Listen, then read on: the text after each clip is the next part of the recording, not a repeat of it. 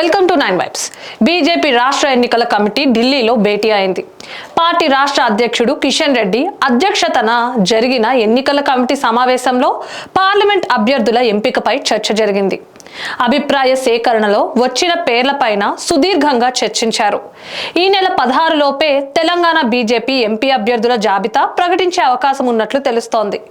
17 స్థానాల్లో మెజారిటీ స్థానాల్లో అభ్యర్థుల పేర్లు మొదటి జాబితాలోనే ఉండే అవకాశం ఉన్నట్లు సమాచారం. సికింద్రాబాద్ కిషన్ రెడ్డి, కరీంనగర్ బండి సంజయ్, నిజామాబాద్ ధర్మపురి అరవింద్, చేవెళ్ల కొండా విశ్వేశ్వర రెడ్డి, భువనగిరి బూర నర్సయ్య గౌడ్, మహబూబ్ నగర్ డీకే అరుణ పేర్లు దాదాపు ఖరారైనట్లు పార్టీ వర్గాలు తెలిపాయి. పెద్దపల్లి, మహబూబాబాద్లలో కాంగ్రెస్ నేతలను బీజేపీలో చేర్చుకుని టికెట్ ఇవ్వాలని ప్రయత్నిస్తోంది. నాగర్ కర్నూల్, వరంగల్, జహీరాబాద్, ఆదిలాబాద్లలో బీఆర్ఎస్ నేతలపై కన్నేసింది.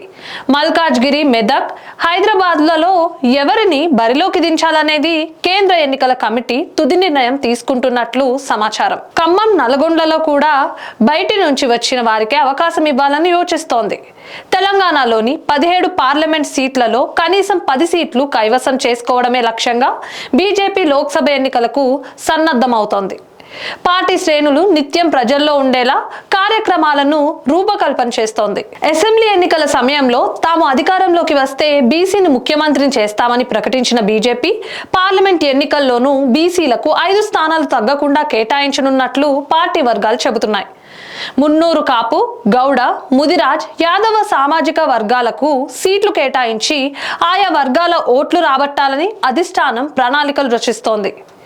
రెడ్డి సామాజిక వర్గాన్ని దూరం చేసుకోకుండా ఉండడం పైన ఫోకస్ పెట్టిన కమలం పార్టీ 3 స్థానాలకు తగ్గకుండా టికెట్లు కేటాయించాలని ప్లాన్ చేస్తోంది.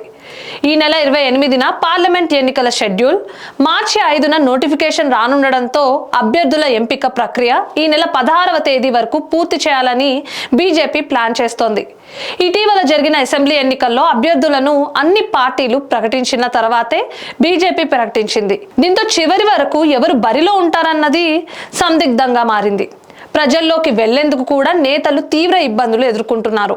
ఈసారి అలాంటి ఇబ్బందులకు ఏమాత్రం అవకాశం ఇవ్వొద్దని భావించి ఈ నిర్ణయానికి వచ్చినట్లు తెలుస్తోంది. ఇలాంటి మరిన్ని అప్డేట్స్ కోసం స్టే ట్యూన్ టు 9 వైబ్స్.